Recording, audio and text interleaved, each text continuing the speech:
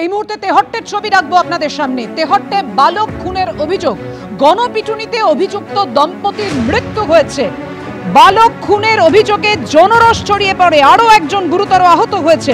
নিখোঁজ বালকের দেহ উদ্ধার হয়, উত্তাল হয়ে ওঠে তেহট্টের নিশ্চিন্তপুর। পুকুর থেকে উদ্ধার হয় নিখোঁজ বালকের ত্রিপলে মোড়া দেহ। এই মর্মান্তিক ঘটনা ঘিরে উত্তাল নদিয়ার তেহট্ট।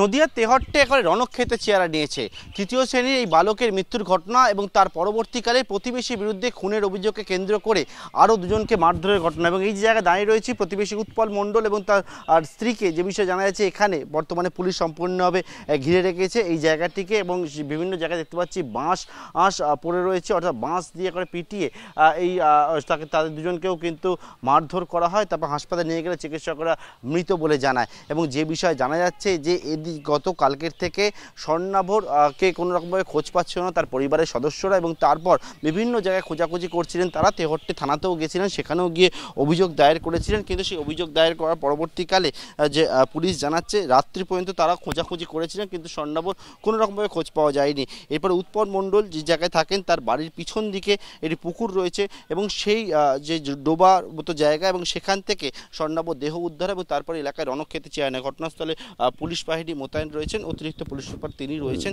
যে মূলত এখানে যে বিষয়টা উঠে আসছে স্বর্ণাভর যে মৃত্যুর ঘটনা এবং তার পরবর্তীকালে রণক্ষেত্রের ঘটনাটা ঘটলো, দুজনে আরও মৃত্যুর ঘটনা ঘটলো, মানে কোনো বিষয়ে কীভাবে জানা গেল গোটা বিষয়টি? মানে আপনারা তো কালকে খোঁজাখুঁজি করেছিলেন?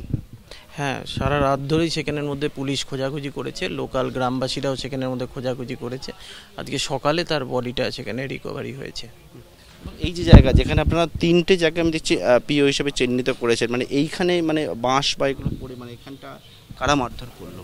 হ্যাঁ, এখানের মধ্যে কিছু লোকজন উত্তেজিত মব সেখানের মধ্যে কিছু মারধর করেছে। আমরা সেখানের মধ্যে সুমোটো কেস করে সেটাকে তদন্ত করছি। মৃত্যুর ঘটনা, শিশু মৃত্যুর ঘটনা, অপরদিকে দুজনকে যে একেবারে পিটিয়ে খুনের ঘটনাটি ঘটলো, মানে আপনারা এই বিষয়টা কোনটা কিভাবে তদন্ত করছেন?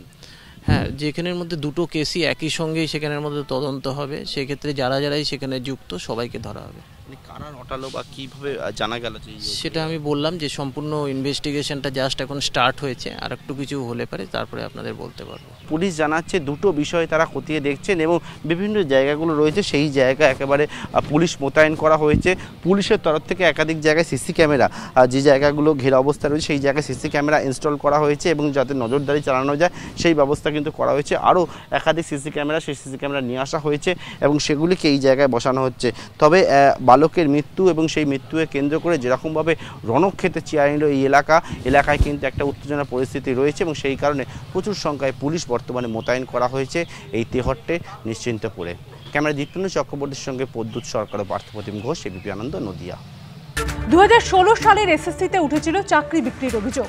রবিবার এসএসসির যে নতুন নিয়োগের পরীক্ষা রয়েছে তার আগে প্রশ্ন বিক্রির চাঞ্চল্যকর অভিযোগ তুললেন শুভেন্দু অধিকারী। তার দাবি 50,000 টাকায় প্রশ্ন পাওয়া যাচ্ছে। বিরোধী দলনেতার এই অভিযোগের পাল্টা জবাব দিয়েছে তৃণমূল। প্রশ্ন বিক্রির অভিযোগ খারিজ করে দিয়েছে স্কুল সার্ভিস কমিশনও। মমতা প্রশ্ন বিক্রি করবে, 50,000 টাকায় প্রশ্ন পাওয়া যাচ্ছে, বসিরহাট থেকে আমি অডিও পেয়েছি। কোটি কোটি টাকার বিনিময়ে চাকরি বিক্রি, যোগ্যদের বঞ্চিত রেখে অযোগ্যদের নিয়োগ, এমনই চাঞ্চল্যকর অভিযোগ উঠেছিল স্কুলের নিয়োগে। ব্যাপক দুর্নীতির জেরে 2016 সালের এসএসসির গোটা প্যানেল বাতিল করে আদালত। সুপ্রিম কোর্টের নির্দেশে 7 ও 14 সেপ্টেম্বর নবম, দশম ও একাদশ, দ্বাদশ শ্রেণীর শিক্ষক নিয়োগের পরীক্ষা নেবে স্কুল সার্ভিস কমিশন। পরীক্ষায় বসবেন 5 লক্ষের বেশি চাকরি প্রার্থী, কিন্তু সেই পরীক্ষার মাত্র দুদিন আগেই প্রশ্নপত্র বিক্রির মতো চাঞ্চল্যকর অভিযোগ তুললেন শুভেন্দু অধিকারী। মমতা প্রশ্ন বিক্রি করবে, আমি অডিও রেকর্ড পেয়েছি, 50,000 টাকায় প্রশ্ন পাওয়া যাচ্ছে, বসিরহাট থেকে আমি অডিও পেয়েছি। এটা এসএসসি ইয়েস পরীক্ষার ইয়েস 7-14 ইয়েস। ও জানে ওএমআরএ হাত দিতে পারবে না, চোর মমতা প্রশ্ন বিক্রি করবে, তার ভাইপো মাল তুলবে। সুজয় কৃষ্ণ ভদ্ররা ছিল, জীবন সাহারা ছিল, এবার আরো কিছু নতুন এজেন্ট দিয়ে করবে। শুভেন্দুবাবুর কেন্দ্রীয় সরকারের যে পরীক্ষাগুলো হয়েছে সেগুলোর অনিয়ম জানেন কি ভয়ঙ্কর সব অনিয়মগুলোর অভিযোগ উঠেছে। ফলে একটা সবে কেন বিভ্রান্তি তৈরি করছেন? এতগুলো ছেলে মেয়ে চাকরি পাবে, একটা পরীক্ষা আসছে, পরীক্ষাগুলোকে তো বাদ রাখুন এই রাজনীতির থেকে। এদিকে এর মধ্যেই প্রশ্ন ফাঁসের মিথ্যে অভিযোগ তুলে সোশ্যাল মিডিয়ায় পোস্ট করার অভিযোগে এক ব্যক্তিকে গ্রেফতার করল পুলিশ। ধৃতের নাম অরিন্দম পাল। পুলিশ জানিয়েছে দুদিন আগে এই পোস্টটি করেন ধৃত এই ব্যক্তি। সেখানে নিজেকে মুর্শিদাবাদের বাসিন্দা দাবি করে লেখেন ফোনে চাকরি দেওয়ার নামে তার থেকে 14 লক্ষ টাকা চাওয়া হয়। ফোনে বলা হয় পরীক্ষার দুদিন আগেই প্রশ্ন উত্তরপত্র দিয়ে দেওয়া হবে। এই পোস্ট নজরে আসতেই নড়ে চড়ে বসে পুলিশ। পরে তদন্তে গোটা ঘটনা অন্যদিকে মোড় নেয়। পুলিশ জানিয়েছে ধৃত ব্যক্তির বাড়ি মুর্শিদাবাদ নয়, পশ্চিম মেদিনীপুরের চন্দ্রকোনায়। পুলিশের দাবি ধৃত অরিন্দম পাল চন্দ্রকোনার মাংরুল গ্রামের বিজেপি নেতা। বিজেপির একাধিক হোয়াটসঅ্যাপ গ্রুপের সঙ্গে সে যুক্ত রয়েছে। সরকারকে কালিমালিপ্ত করার জন্যই এই ফেসবুক পোস্ট করা হয়েছে বলে দাবি পুলিশের। পুলিশের কাজ ওইটাই করা, পুলিশের কাজ মমতার সেবা করা, ডাক্তার সোরেনদেরকে পিটিয়ে মারা, সুবল সোরেনদেরকে পরোক্ষভাবে মৃত্যুর জন্য দায়ী এরা। দিল্লির অমিত মালব্য থেকে অরিন্দম পর্যন্ত, এই যে অরিন্দম বলে যে ছেলেটি গ্রেপ্তার হলো, সবাই এক, সবাই মিথ্যে, সবাই ফেক। উদ্দেশ্য একটাই, বাংলাকে হেয় প্রতিপন্ন করা। উদ্দেশ্য একটাই, বাংলার ছেলেদের চাকরি না পেতে দেওয়া। এর আগে বৃহস্পতিবার নিয়োগ দুর্নীতি মামলায় রাজ্য সরকার ও স্কুল সার্ভিস কমিশনের উদ্দেশ্যে তীব্র ভর্ৎসনার সুরে সুপ্রিম কোর্ট বলে, এরা কোন নয়নের মণি যে দাগিদের হয়ে সওয়াল করছেন অ্যাডভোকেট জেনারেল? দুর্নীতিটাকে ইনস্টিটিউশনাল করাপশনে পরিণত করেছে পশ্চিমবঙ্গ। এর জন্য দায়ী এই শাসক দল। এতটা পচন আগে ছিল না, ভাইপো কালচার চালু হওয়ার পরে এটা হয়েছে। নতুন নিয়োগ প্রক্রিয়ায় দুর্নীতি যে হবে না, এই গ্যারান্টি কোথায়? প্রশ্ন তুলেছে কংগ্রেস। দাগিদের হয়ে সওয়াল করছেন বাংলার মুখ্যমন্ত্রী নিজে।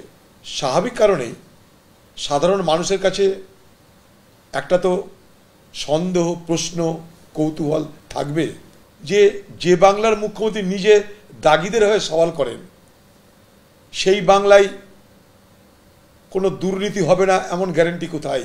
শুভেন্দুবাবু তো সেই সময়টায় তৃণমূল কংগ্রেসের মন্ত্রী ছিলেন। শুভেন্দুবাবু তো সেই সময়টায় তৃণমূল কংগ্রেসের একজন প্রভাবশালী নেতা ছিলেন, যার দায়িত্বে একাধিক জেলা ছিল। তিনি তো রাজ্যের অন্যতম শীর্ষ নেতা ছিলেন।